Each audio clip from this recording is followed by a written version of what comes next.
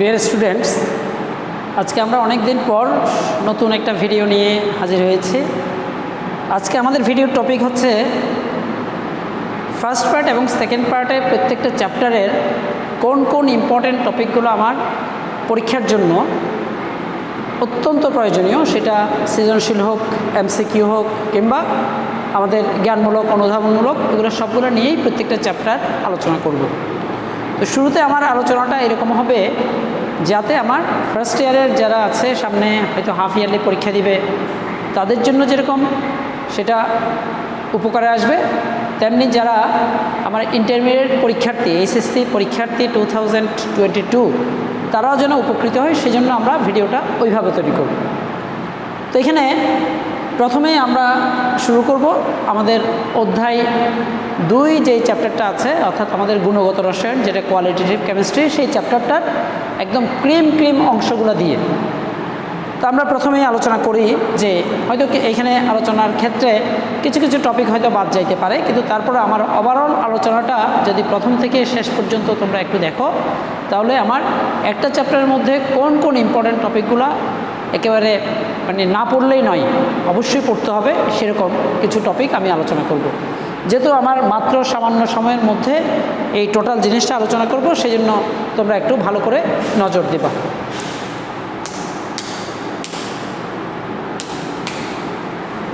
হ্যাঁ, তাহলে আমরা স্টার্ট করি। আমাদের প্রথমেই যে ইয়েটা আছে সেটা হচ্ছে গুণগত রসায়ন বা কোয়ালিটেটিভ কেমিস্ট্রি। তো গুণগত রসায়নে আমাদের প্রথম দিকে যে রাদারফোর্ড মডেল, বোর মডেল, এগুলো নিয়ে খুব বেশি আলোচনার হয়তো দরকার নাই, কারণ রাদারফোর্ড মডেল আমরা সবাই কম বেশি এসএসসি লেভেলেও পড়ে আসছি, এইখানেও মোটামুটি জানি।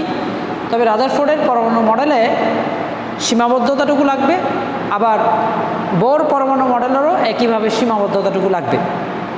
এরপরে যেটা আছে রাদারফোর্ড আলফা কণা বিচ্ছুরণ নামে একটা পরীক্ষা আছে, রাদারফোর্ড আলফা কণা বিচ্ছুরণ পরীক্ষা।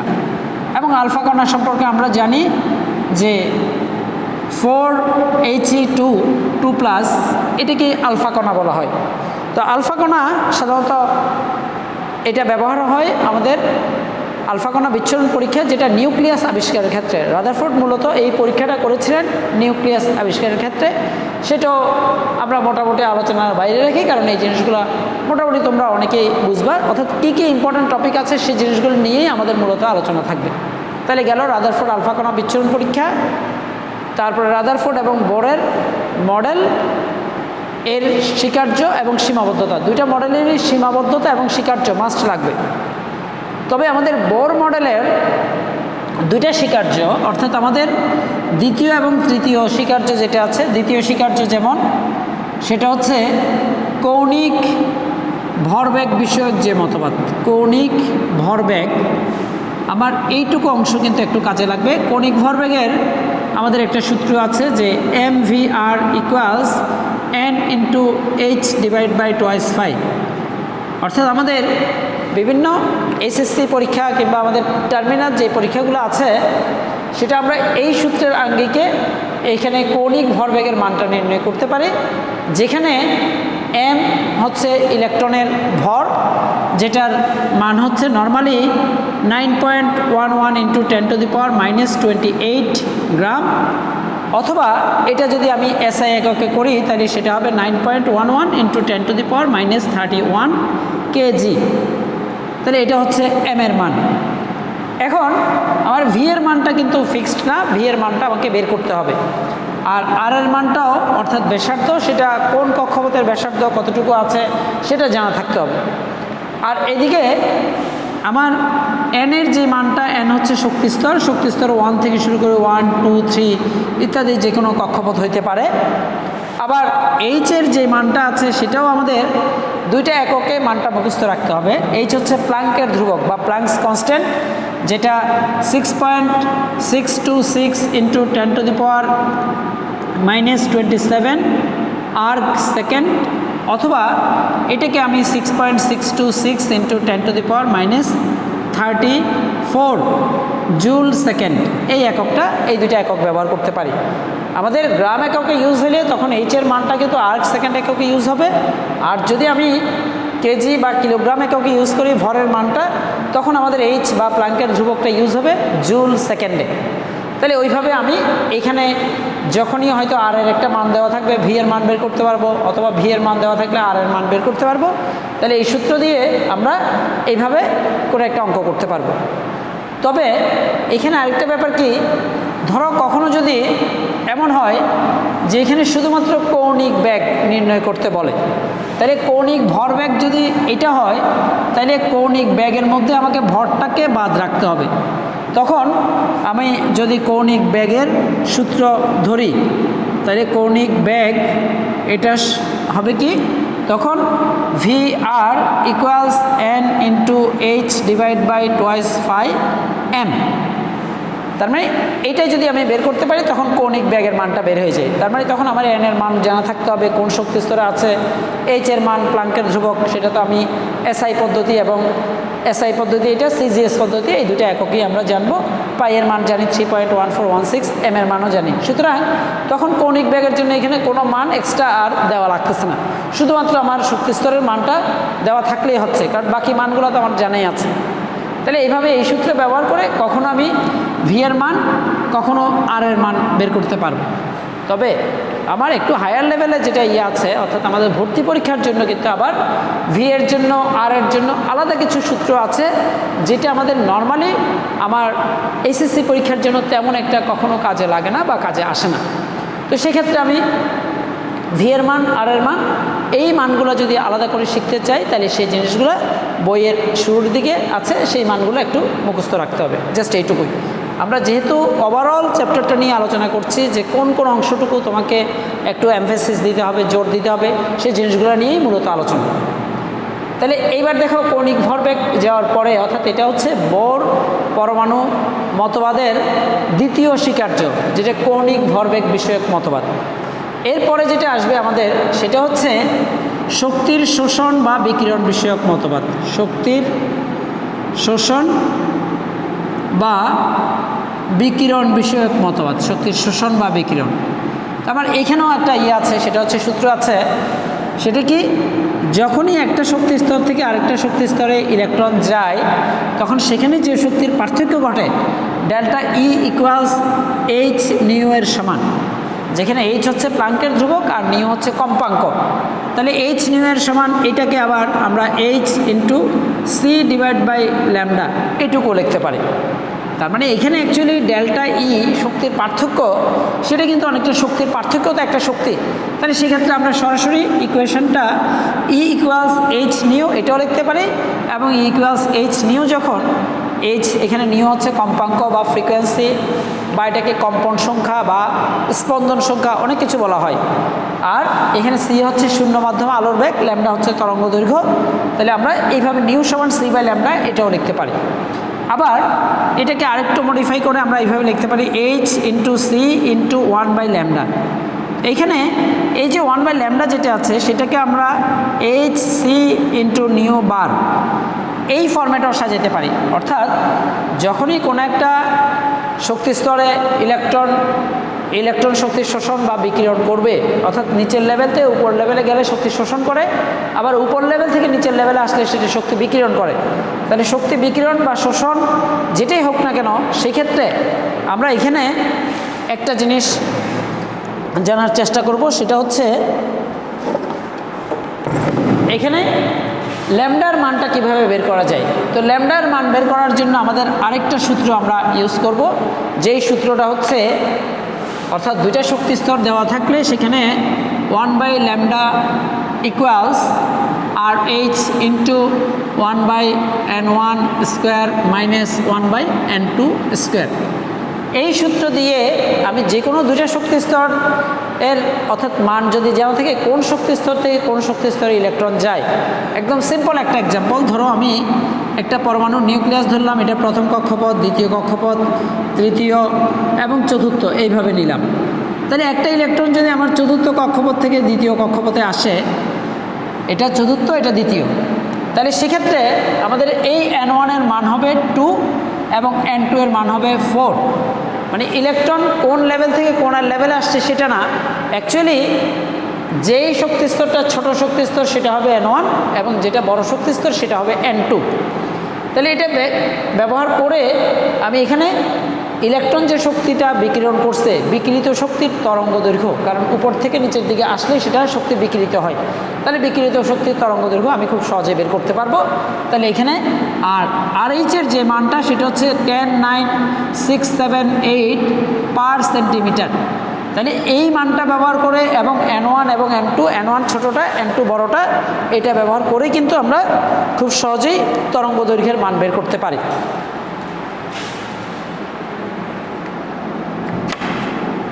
তাহলে এখন দেখো আমরা যদি এরপরে দেখি যে এখানে আবার ইলেকট্রন যখন উচ্চ শক্তি স্তর থেকে নিম্ন শক্তি স্তরে ফিরে আসে, সেখানে আবার অনেকগুলো টার্ম আছে। সেটা হচ্ছে যদি ইলেকট্রন যে কোনো লেভেল থেকে প্রথম লেভেলে ফিরে আসে, তখন সেখানে যে বর্ণালীর সৃষ্টি হয়, আমি যদি এইভাবে চিন্তা করি যে N1 এর মান 1 হইল, কিন্তু N2 এর মান আমার 2, 3, 4, 5 এগুলো হইল, তখন যেই বর্ণালীটা দেখা যাবে সেটা হচ্ছে লাইম্যান সিরিজ বর্ণালী।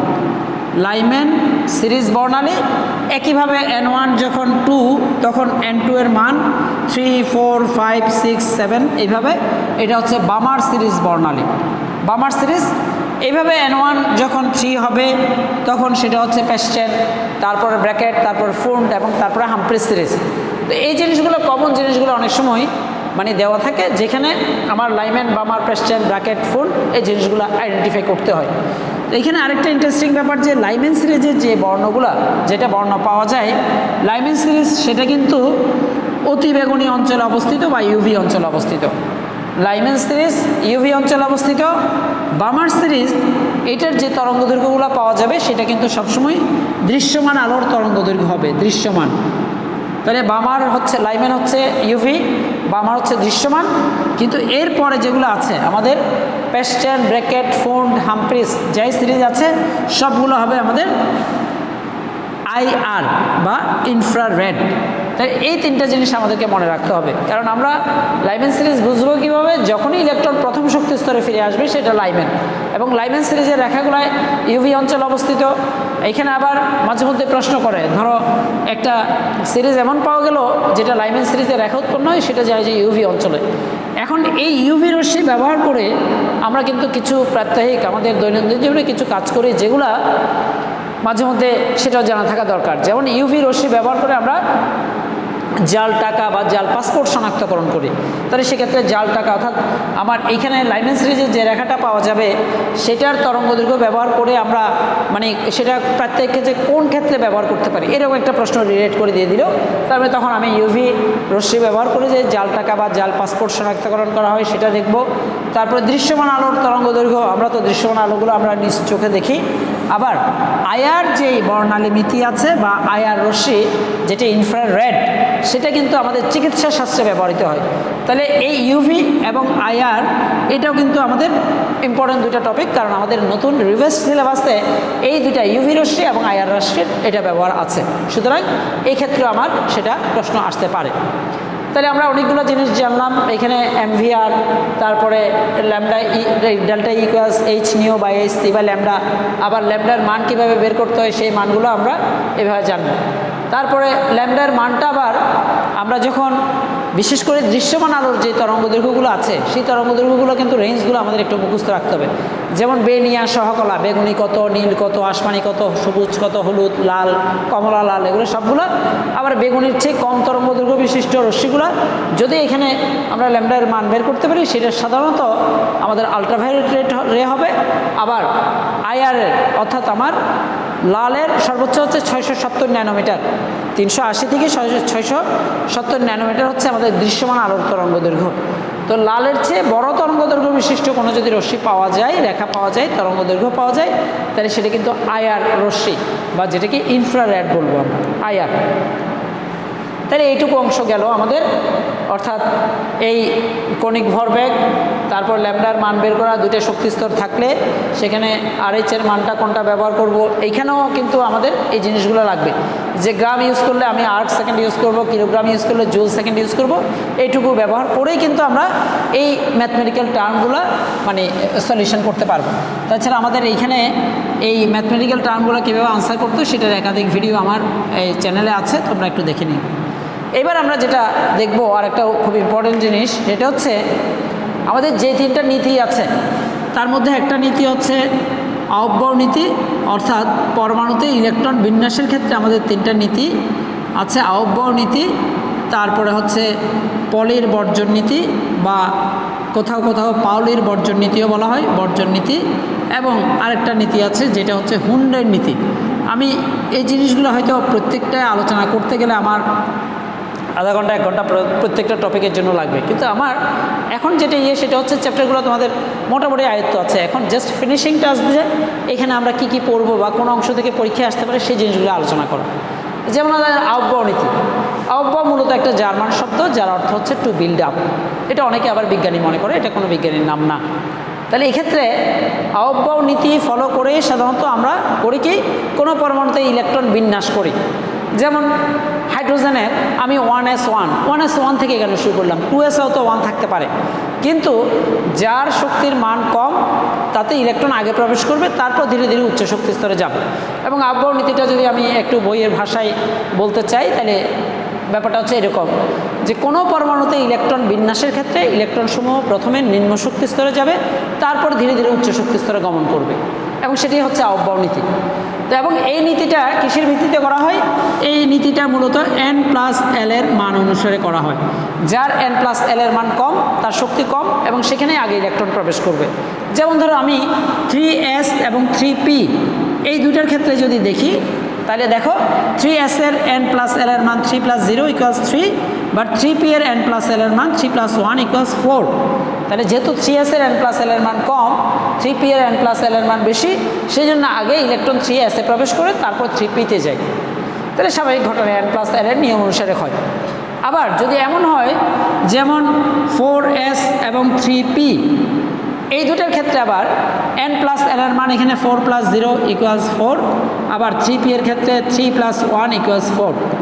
যখন আবার দুইটার n+l এর মান সেম হয়ে যায়, যেমন এটারও 4 এটারও 4, তখন যার n এর মান কম সেটারই শক্তি কম, এবং সেখানে আগে ইলেকট্রন প্রবেশ করবে। তাহলে এটাও আমরা জানলাম যে যখনই দুইটা থাকবে, অরবিটাল থাকবে, সেখানে কোন অরবিটালে আগে ইলেকট্রন প্রবেশ করবে সেটা নির্ভর করে n+l এর নিয়ম অনুসারে। মাঝে মধ্যে এরকম প্রশ্ন আসে যেখানে 4s এবং 3p এর মধ্যে 3p তে আগে কেন প্রবেশ করে, 4s থেকে 9 কেন? আবার এমন হইতে পারে যে 4s এবং 3d, তোমাকে দুইটা এইভাবে উদাহরণ দিল, 4s এ ইলেকট্রন আগে প্রবেশ করে কেন, 3d তে পরে যায় কেন? তাহলে এই ক্ষেত্রে 4s এর n+l এর মান হচ্ছে 4+0, তাহলে 4, আর 3d এর ক্ষেত্রে 3+2 = 5। তাহলে যেহেতু 4s এর n+l এর মান কম, অর্থাৎ তার শক্তি কম, সেখানেই আগে ইলেকট্রন যাবে, ওটাতে পরে ইলেকট্রন যাবে। তাহলে এগুলা নর্মাল নিয়ম যে n+l এর মান অনুসারে আমাদের ইলেকট্রন বিন্যাস হয়। কিন্তু আমাদের এই যে 1 থেকে 20-30 পর্যন্ত যে মৌলগুলো আছে, তার মধ্যে দুইটা মৌলের ক্ষেত্রে এই আহ্বায়ক নীতির একটা ব্যতিক্রম দেখা যায়। সেই দুইটা নীতি কি? সেই দুইটা পরমাণু হচ্ছে ক্রোমিয়াম, এবং ক্রোমিয়ামের ইলেকট্রন বিন্যাসে এক পর্যায়ে 4s2 3d5 যখন 3d4 হয়, কিন্তু 3d4 যখন আসে, অর্থাৎ ডি অরবিটাল তার স্থিতিশীলতা রক্ষার জন্য, ডি অরবিটাল অর্ধপূর্ণ বা পূর্ণ থাকলে বেশি স্থিতিশীল হয়, তখন সে s থেকে একটা ইলেকট্রন নিয়ে 4s1 3d5 করে। যদি এটাকে আমরা পরবর্তীতে আবার 3d5 4s1 শক্তি স্তর অনুযায়ী সাজাইলে এইভাবে হয়। তো এইখানে ব্যাপারটা খেয়াল করো, আমরা এখানে ক্রোমিয়ামের ক্ষেত্রে প্রশ্ন আসে যে ক্রোমিয়ামের ক্ষেত্রে আহ্বায়ক নীতির ব্যতিক্রম হয় কেন? তো নর্মালি আমাদের তো কথা ছিল যে ইলেকট্রন যার শক্তি কম সেখানে আগে ইলেকট্রন পূর্ণ করে তারপর উচ্চ শক্তি স্তরে যাবে। সেই হিসেবে 4s এর শক্তির মান কম, 3d এর শক্তির মান বেশি, তাহলে 4s এ আগে ইলেকট্রন পূর্ণ করে তারপর 3d তে যাওয়ার কথা ছিল। কিন্তু এই ক্ষেত্রে সেটা রুলটা কিছুটা ভায়োলেট করছে, কারণ 4s এর ইলেকট্রন পুরো না হয়ে 3d5 গেছে।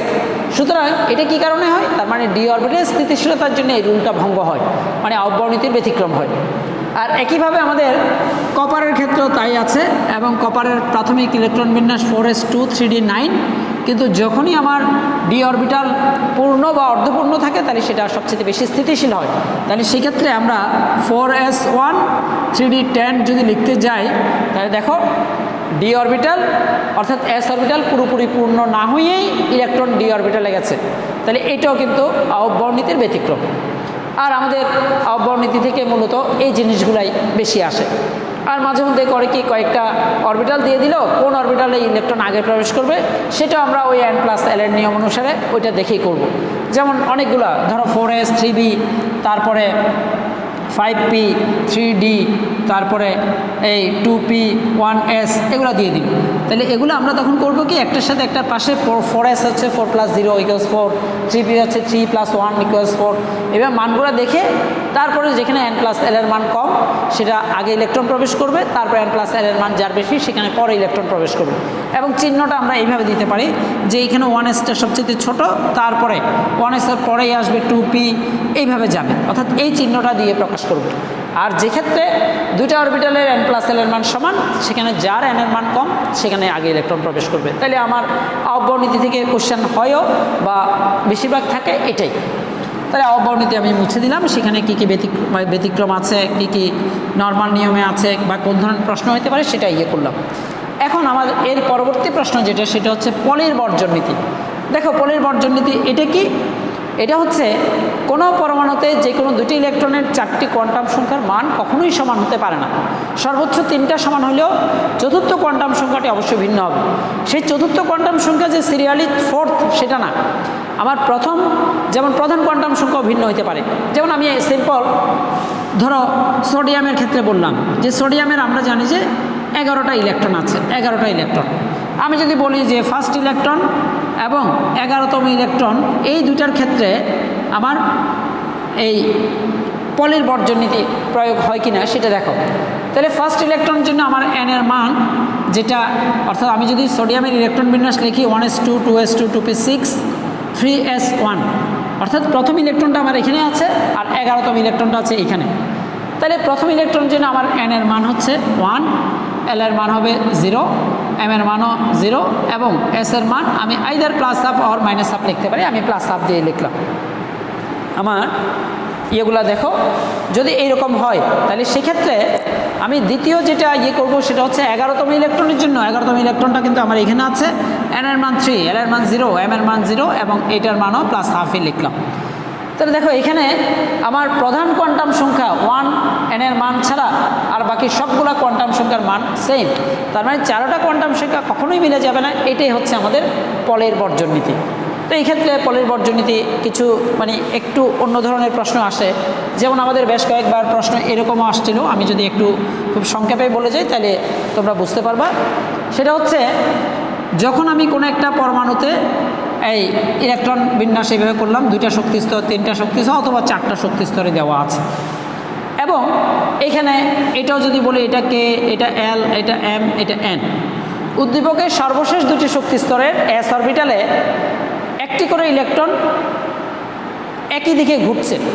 প্রশ্ন হলো উদ্দীপকের সর্বশেষ 2টি শক্তিস্তরের s অরবিটালে একটি করে ইলেকট্রন একই দিকে ঘুরছে, দেখাও যে উক্ত ইলেকট্রন দুটি পলের বর্জন নীতি অনুসরণ করে।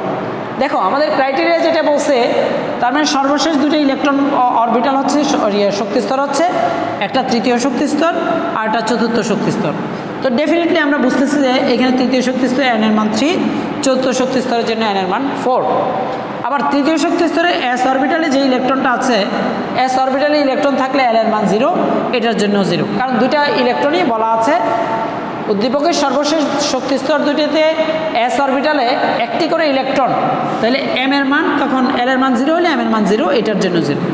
আর যদি ইলেকট্রন দুটো একই দিকে ঘুরে বলে, তার মানে এটার যদি +½ ধরি এটা +½ ধরতে হবে, আর এটা যদি আমি -½ ধরতাম এটাও -½ ধরতে হবে। তাহলে ওইভাবেই আমাদের ওই 2টা ইলেকট্রন, তাহলে দেখো ওই 2টা ইলেকট্রন কিন্তু পলের বর্জন নীতি অনুসরণ করে, কারণ তাদের এই কোয়ান্টাম সংখ্যার মিল, এই কোয়ান্টাম সংখ্যা মিল, এটাও মিল, কিন্তু এইটা অমিল।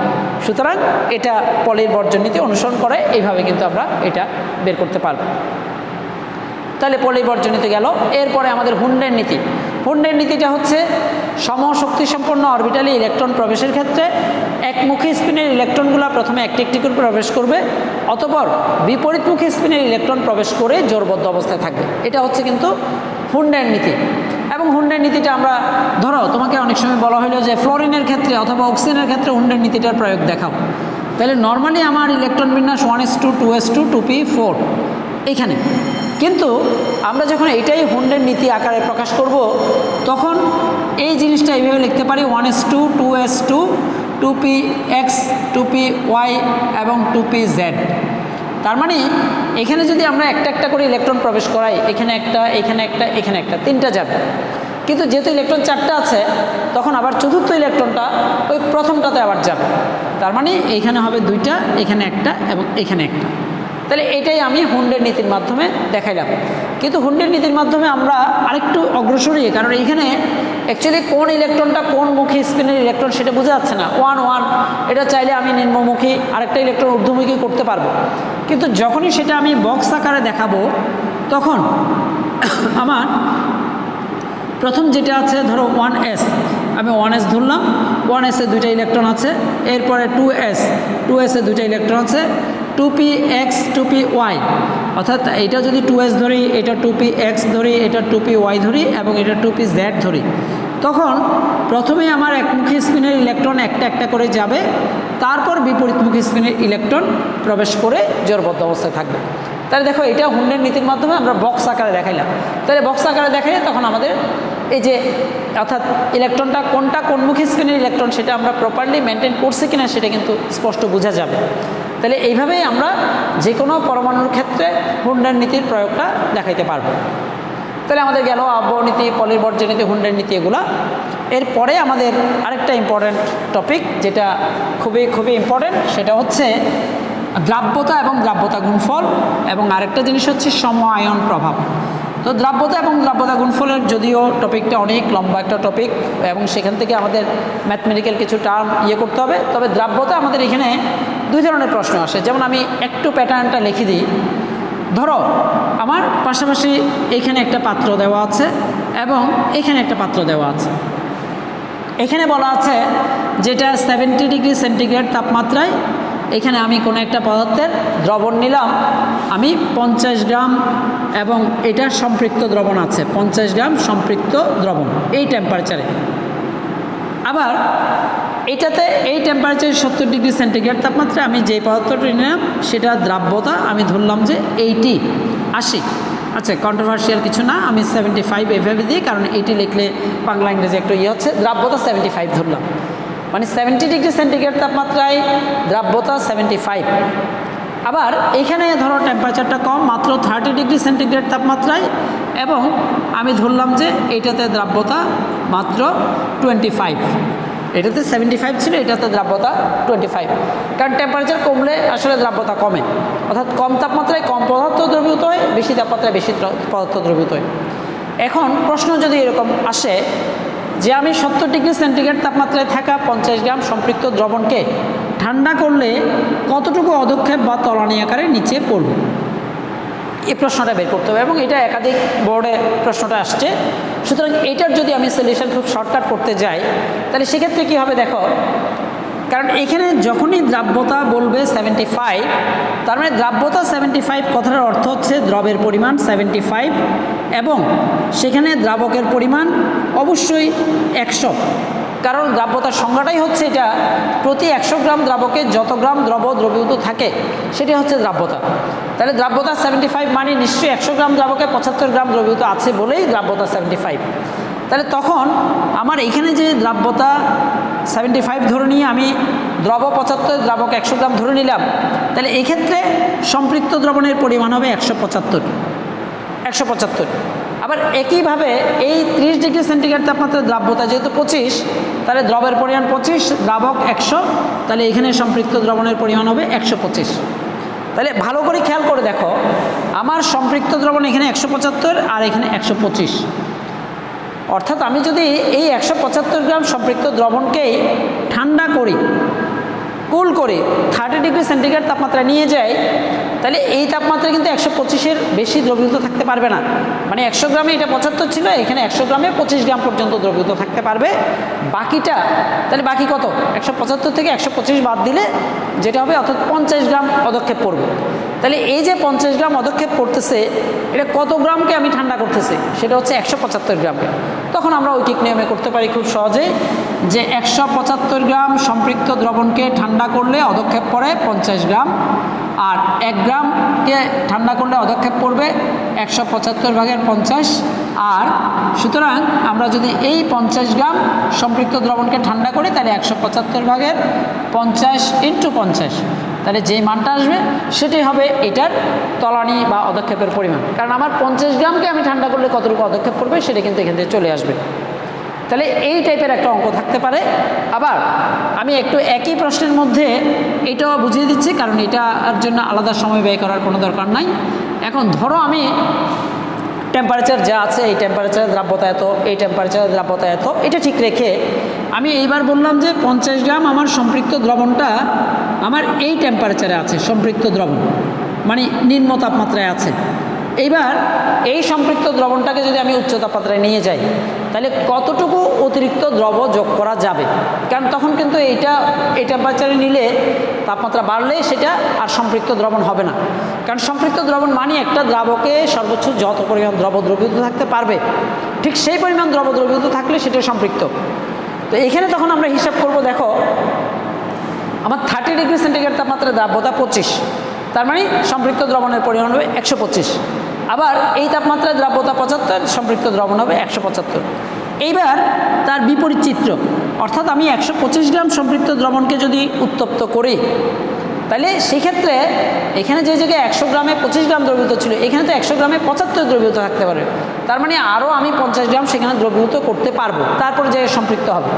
তাহলে এখানে তখন আমরা লিখতে পারবো যে 125 গ্রাম সম্পৃক্ত দ্রবণকে 30 ডিগ্রি সেন্টিগ্রেড থেকে 70 ডিগ্রি সেন্টিগ্রেডে নিলে আরও দ্রব যোগ করা যাবে 50 গ্রাম, মানে 125 গ্রামকে নিলে। আগে ছিল 175 গ্রামকে ঠান্ডা করলে, আর এখন হচ্ছে 125 গ্রামকে যদি আমি উচ্চ তাপমাত্রায় নিয়ে যাই তখন আমার অতিরিক্ত দ্রব যোগ করা যাবে 50 গ্রাম। 1 গ্রামকে নিলে কত আর 50 গ্রামকে নিলে কত, তাহলে এইখানে নিচে মান হবে তখন 125 ভাগের এই মান দিয়ে তখন আমরা ইয়ে করব। তাহলে নিম্ন তাপমাত্রা থেকে উচ্চ তাপমাত্রায় নিলে সেখানে আরও দ্রব যোগ করা যাবে, তবে তখন সেই ক্ষেত্রে আমি যেই তাপমাত্রা থেকে নিচ্ছি সেখানে সম্পৃক্ত দ্রবণ কত সেটাই ব্যবহার করতে হবে। আর যখন উচ্চ তাপমাত্রা থেকে আমরা নিম্ন তাপমাত্রায় নিব তখন ওই উচ্চ তাপমাত্রায় সম্পৃক্ত দ্রবণ কত সেটাই ব্যবহার করতে হবে। এই দুটো মেজর জিনিস যদি তুমি মাথায় রাখো তাহলে এই টাইপের যে কোনো অঙ্ক করতে পারবে। এখন আমি সরাসরি চলে যাই দ্রাব্যতা গুণফলের উপর। যদিও দ্রাব্যতা গুণফলের বেশ কিছু অঙ্ক আছে, ক্রিটিক্যাল অঙ্ক আছে, তো সেক্ষেত্রে আমি জাস্ট একটু ক্রিটিক্যাল অঙ্ক সহ নিয়মটা বুঝিয়ে দিচ্ছি, তাহলে সেক্ষেত্রে কী হবে। যেমন দেখো আমি একটা দ্রবণ নিলাম, এখানে অ্যালুমিনিয়াম সালফেট Al2SO4 এই দ্রবণ, এবং এটা দেওয়া আছে ধরো 70 ml, এবং এটা এই 2 × 10⁻⁴ এটা দেওয়া আছে। আরেকটা পাত্রে আমার ক্যালসিয়াম হাইড্রোক্সাইড একটা দ্রবণ আছে, এবং সেটা আমি ধরলাম যে 30 ml, এবং এটা 3 × 10⁻³ এত মোলার এইভাবে দেওয়া আছে। এখন আমার এটা এ পাত্র এবং এটা বি পাত্র। এ পাত্র এবং বি পাত্র যখন একসাথে বিক্রিয়া করবে তখন কিন্তু অ্যালুমিনিয়াম হাইড্রোক্সাইড এবং ক্যালসিয়াম সালফেট উৎপন্ন হবে। সেখানে আমরা বিক্রিয়াগুলো সমতা করব, সমতা করে ফাইনালি আমাদের যেই দুইটা পদার্থ উৎপন্ন হচ্ছে, একটা অ্যালুমিনিয়াম হাইড্রোক্সাইড আর একটা ক্যালসিয়াম সালফেট, ওই দুটা পদার্থের মধ্যে একটা পদার্থের অদক্ষেপ তৈরি হবে কিনা সেটা একটা ইনফরমেশান চাইবে, যেটা গ বা ঘতে চাই। তাহলে সেক্ষেত্রে আবার আমার অ্যালুমিনিয়াম হাইড্রোক্সাইড যেটা উৎপন্ন হবে সেই অ্যালুমিনিয়াম হাইড্রোক্সাইডের KSP বা দ্রাব্যতা গুণফলের মানটা এখানে দেওয়া থাকবে। ধরো 1.3 × 10⁻17 এটা দেওয়া আছে, মানে অ্যালুমিনিয়াম হাইড্রোক্সাইডের KSP এত। এখন এই দুইটা পাত্র একত্রে মিশ্রিত করলে অ্যালুমিনিয়াম হাইড্রোক্সাইডের কোনো অদক্ষেপ পড়বে কিনা গাণিতিকভাবে বিশ্লেষণ করো।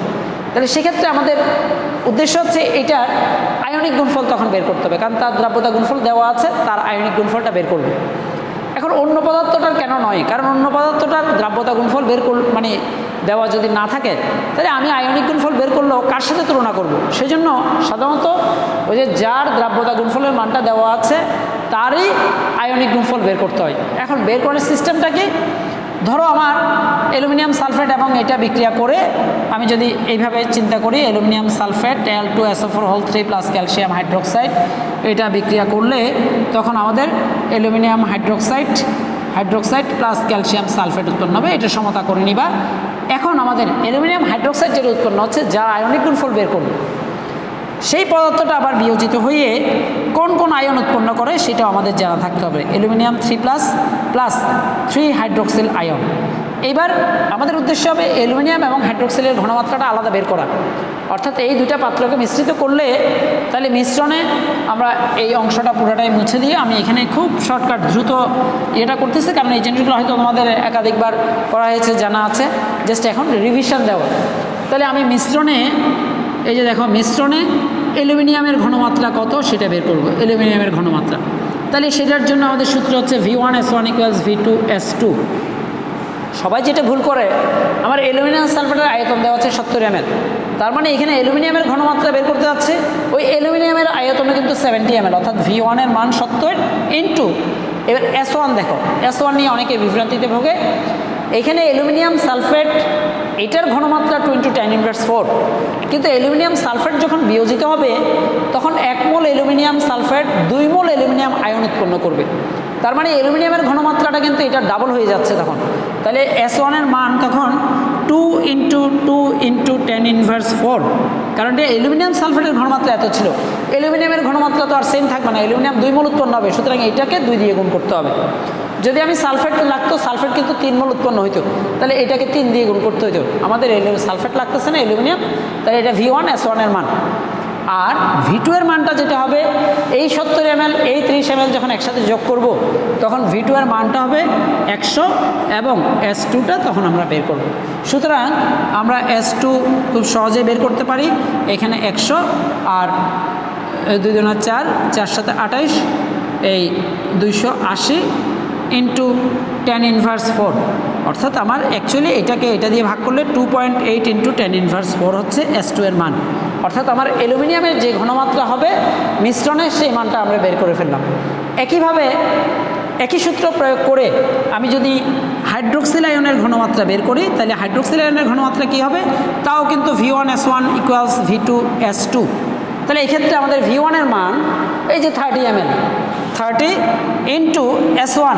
এবার দেখো এই যৌগটা ছিল ক্যালসিয়াম হাইড্রোক্সাইড, এবার ক্যালসিয়াম হাইড্রোক্সাইডের ঘনমাত্রা এত, কিন্তু 1 মোল ক্যালসিয়াম হাইড্রোক্সাইড বিয়োজিত করলে হাইড্রোক্সিল কিন্তু 2 মোল পাওয়া যাবে, তাহলে 2 মোলের জন্য তখন হাইড্রোক্সিলের ঘনমাত্রা এটাকে আমাকে 2 দিয়ে গুণ করতে হবে। তাহলে আমার এটা 2 × আমার ওইটা আছে 3 × 10⁻³ ইকুয়ালস V2 আবারও 100 এবং S2 দিয়ে ইয়ে করতে হবে। সুতরাং S2 সমান আমার এখানে 100 দিয়ে এটা গুণ করলে 3 × 6 = 36, 180, তাহলে 180কে 100 দিয়ে ভাগ করলে 1.8 × 10⁻³ এটা চলে আসছে। আমরা হাইড্রোক্সিল আয়নের ঘনমাত্রা আসছে এত, অ্যালুমিনিয়ামের ঘনমাত্রা আসছে এত। এখন খেয়াল করে দেখো, আমাদের অ্যালুমিনিয়াম আয়ন 3+ আর 3 হাইড্রোক্সিল আয়ন, এটাকে কিন্তু হাইড্রোক্সিল আয়ন যা দরকার সেটা কিন্তু টোটাল আমার মিশ্রণের মধ্যে হাইড্রোক্সিল আয়নের টোটাল পরিমাণটা চলে আসছে। সুতরাং এই পরিমাণটাকে আর 3 দিয়ে গুণ করতে হবে না, কিন্তু আমরা যখন এখন KIP বের করব, KIP সমান ওই মিশ্রণে যে অ্যালুমিনিয়াম আয়ন টোটাল যা আছে সেটা ইন্টু হাইড্রোক্সিল আয়ন যা আছে তার উপরে কিন্তু হোল কিউব, এই যে 3 মোল আছে তার জন্য কিউব, এবং সেটাই এখানে আমরা মানগুলো যদি বসাই, অ্যালুমিনিয়ামের মান হচ্ছে 2.8 × 10⁻⁴ ইন্টু আমার এই মানটা যেটা আছে 1.8 × 10⁻³ এবং এটা হোল কিউব। তাহলে এই মানগুলো বের করে যখন আমাদের মানটা আসবে সেটা যদি এইটার চেয়ে বড় হয় তাহলে অদক্ষেপ করবে, আর এটা যদি ছোট হয় তাহলে অদক্ষেপ করবে। আমার মূল জিনিসটা হচ্ছে এটাই, দ্রাব্যতা গুণফলে। আর আমাদের এখানে সমায়ন প্রভাব একটা আছে, সেটা একটু তোমরা দেখে নিবা। আর আমাদের অত্যন্ত ইম্পর্টেন্ট যেটা আয়ন শনাক্তকরণ, ক্যাটায়ন শনাক্তকরণ আমাদের সিলেবাসে আছে 7টা মোট, 4টা ক্যাটায়ন 3টা অ্যানায়ন। ক্যাটায়নের মধ্যে আছে ক্যাটায়ন বা ক্ষারকীয়মূলক, যেটা ক্ষার থেকে আসে বলে ওটাকে ক্ষারকীয়মূলক বলা হয়, কারণ অম্লক্ষারের বিক্রিয়ায় তো অ্যাসিড এবং পানি উৎপন্ন হয়।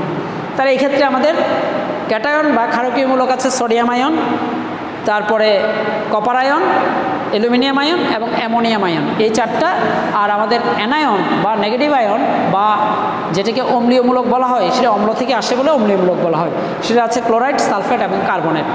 এই কয়েকটার জন্য আমার আলাদা ভিডিও আছে, সুতরাং ওইখান থেকে দেখে নিন। আর ওভারঅল আমাদের আলোচনাটা এইভাবে আমি প্রত্যেকটা চ্যাপ্টার নিয়ে, যেমন কোন কোন টপিকগুলো একটু বেশি এমফেসিস দিতে হবে, তার মধ্যে 3টা জিনিস, এই চ্যাপ্টারে তাহলে 2টা জিনিস, দ্রাব্যতা গুণফল খুবই ইম্পর্টেন্ট, আয়ন শনাক্তকরণ ইম্পর্টেন্ট, আর আরেকটা হচ্ছে আমার শক্তি স্তরগুলোতে কোন শক্তি স্তরে কতটা ইলেকট্রন কতটা অরবিটাল অবস্থান করে সেটা হয়তো এখানে দেখা যায়। যেমন আমার n এর মান যদি 4 হয় তাহলে চতুর্থ শক্তি স্তর তখন l এর মান 0 1 2 3, আবার l এর মান 0 হলে m এর মান কত হবে, l এর মান 1 হলে কত হবে, এইভাবে শক্তি স্তরে অরবিটাল সংখ্যা এবং ইলেকট্রন সংখ্যা নির্ধারণ করে এটা।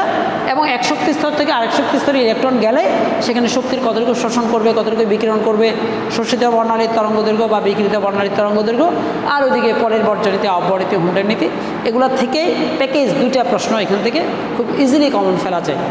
তো তারপরেও এখানে হয়তো আমাদের ডিটেলস আরও আলোচনার ব্যাপার আছে, আমি হয়তো বোর্ড কোশ্চেনগুলো আলাদা আলাদা করে সলভ করার একটা চিন্তাভাবনা আছে। আর এইভাবে আমরা প্রত্যেকটা চ্যাপ্টার যদি একদম ওভারঅল চ্যাপ্টারটা হয়তো বড় জোর 45 মিনিট কিংবা 1 ঘন্টাও যদি লাগে, 1 ঘন্টা ধরে আমি যদি চ্যাপ্টারটা একদম ফুল ওভারঅল জিনিসটা আলোচনা করি তাহলে তোমাদের জন্য রিভিশন নেওয়াটা সুবিধা হবে। তো আজকে এই পর্যন্ত, সবাই ভালো থাকবা, বেস্ট অফ লাক, খোদা হাফেজ।